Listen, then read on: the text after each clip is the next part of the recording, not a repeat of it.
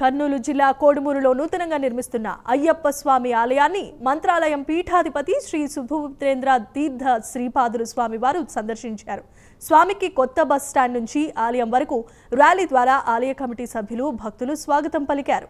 అనంతరం ఆలయంలో స్వామి ప్రత్యేకమైన పూజలు నిర్వహించారు. హిందూ ధర్మాన్ని కాపాడాల్సిన బాధ్యత ప్రతి ఒక్కరిపై ఉందని అన్నారు. ఆలయాలను అభివృద్ధి చేయాలని స్వామి కోరారు. ఇక ఈ కార్యక్రమంలో భారీగా భక్తులు తదితరులు పాల్గొన్నారు.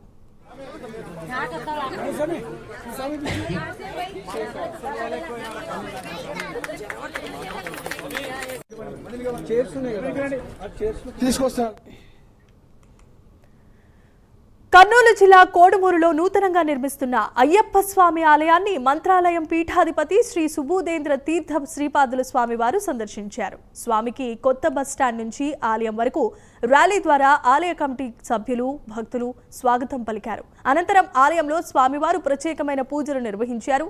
హిందూ ధర్మాన్ని కాపాడాల్సిన బాధ్యత ప్రతి ఒక్కరిపై ఉందని అన్నారు. ఆలయాలను అభివృద్ధి చేయాల్సిందిగా స్వామి కోరారు. ఈ కార్యక్రమంలో భారీగా భక్తులు పాల్గొన్నారు.